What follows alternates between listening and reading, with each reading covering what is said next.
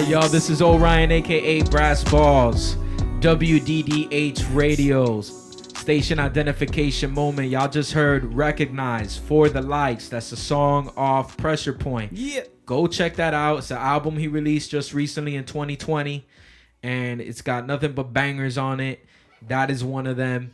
Let's get into this joint. Yeah. What made you tackle that subject matter? It was actually like the last, like bottom of the fucking ninth inning or whatever, where like I only had like maybe three more slots for the album, and I was filling them quickly. And Danny Keys, who's in the Pushers, who's from Miami, he hit me and he was like, "Yo, do I still got a chance to make it on for the album?" And I was like, "Yo, like send me some stuff. Fuck it, yeah, let's see what's good." And he sent me a few tracks. And one of these tracks he did with this dude, Axel Ghost, who's from, I forget where he's from. He's not from Miami. And he was like, "Yo, I got this record, and I think this might be dope for you." And it was one of three that he sent. And I was like, "Yo, that one. Absolutely. I'm all over that. I don't have anything that really sounds like it, but it fits in with the album."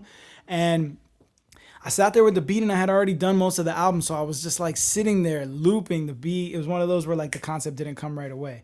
And I just kind of like sat there and like noodled with it until like, I was like, you know what, like, I had been very conscious of like the effect of like social media, and like because we were so fucking locked down and everything was so like weird and crazy, that it just was making me really analyze my relationship with social media, you know?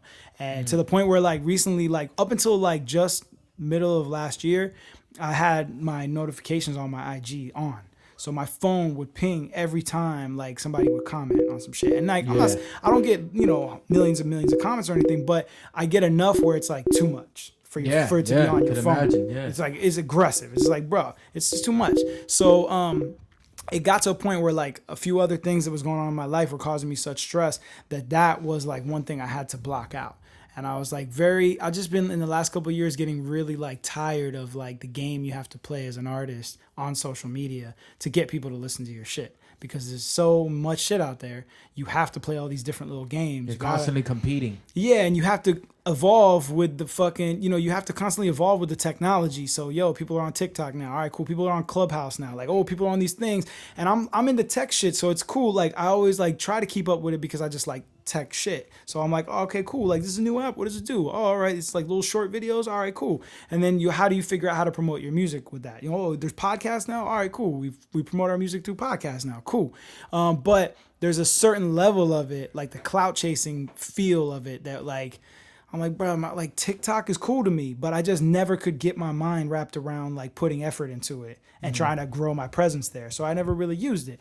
But there's a lot of it that like I see certain people, and I try not to be judgmental, but I see certain people and certain artists that seem like they're so wired into that framework of social media that it's almost like that their participation in that speaks louder than the music does, than the art does, you know? Yeah. And I'm like, I'm like to the age now where I try not to judge anybody, but it's still hard for me to like sometimes be like, man, like I feel like in my most like boisterous moments, I'm like, I feel like I make better music than blank or whoever, you know what I'm saying? And that I see that person has a better following than me on social media, and it was that kind of analyzing that was fucking me up. And I was like, bro, why does this even matter? Like, why do I give a fuck about that? It's stupid. You know what I'm saying? It's stupid. But it's I've always been competitive.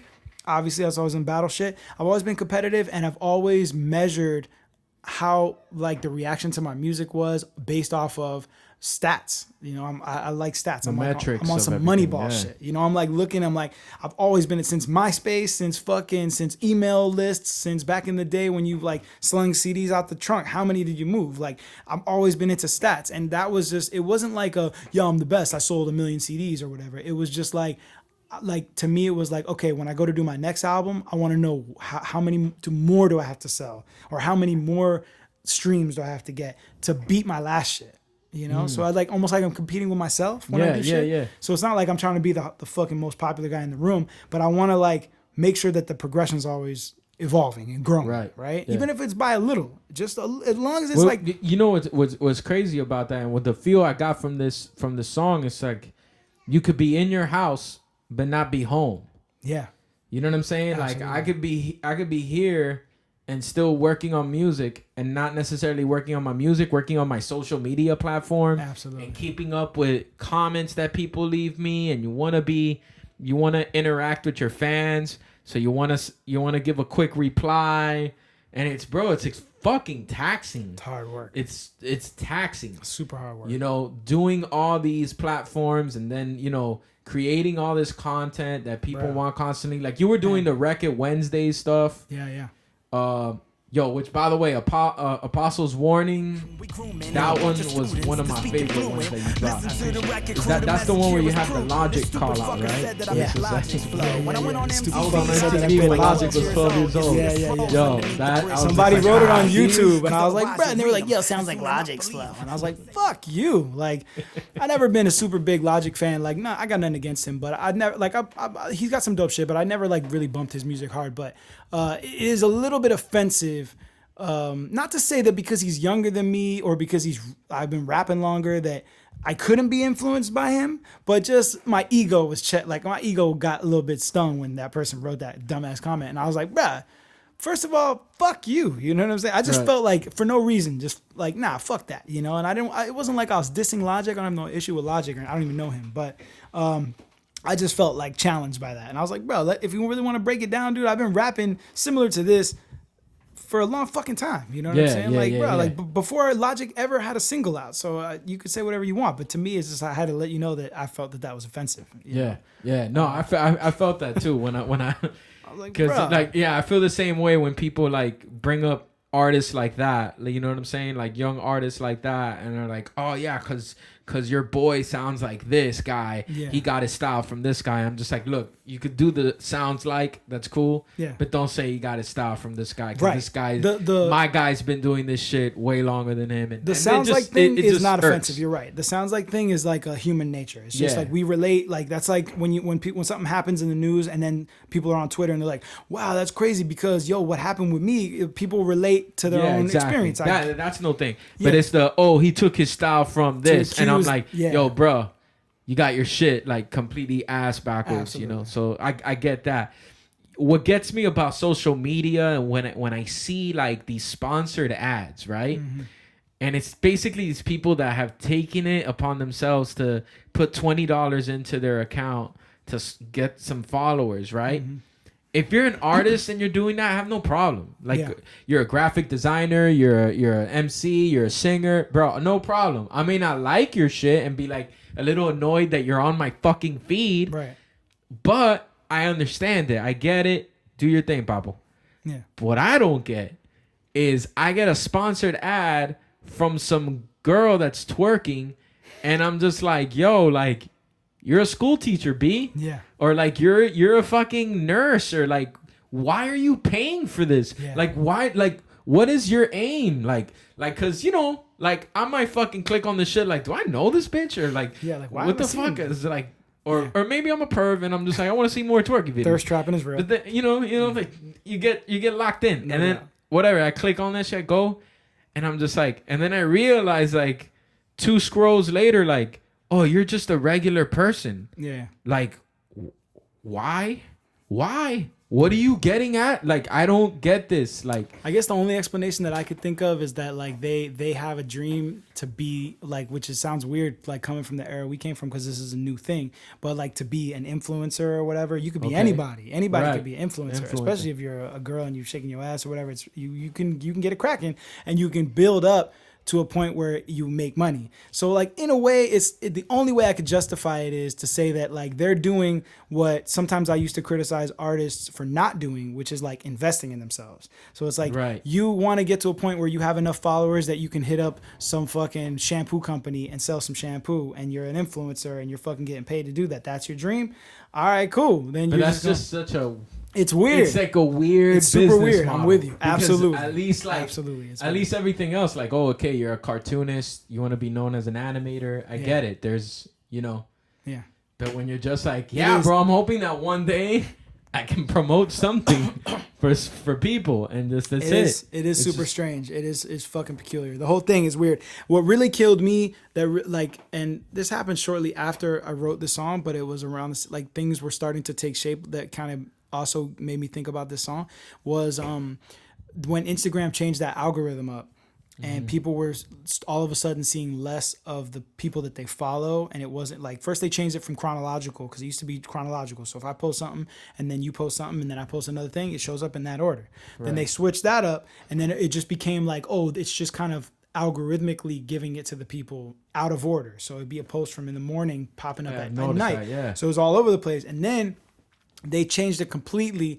The rumor that I heard was that if you ever promoted your shit with money, if you ever like paid in to like, okay, I'm gonna buy an ad for my new album, $100 or whatever, then Facebook would basically suppress your posts from then on in, going past that promotion, because they know that you're going to pay, that you're the type of person that will pay. So they're going to suppress your posts, make less of your follower base see them, so that you'll pay to access more of the followers that you've grown. Fucking Satan, bro. So it's like, to me, it's fucked up. I hate it, but at the same time, it's hard for me to totally hate on it, because it's the app is free.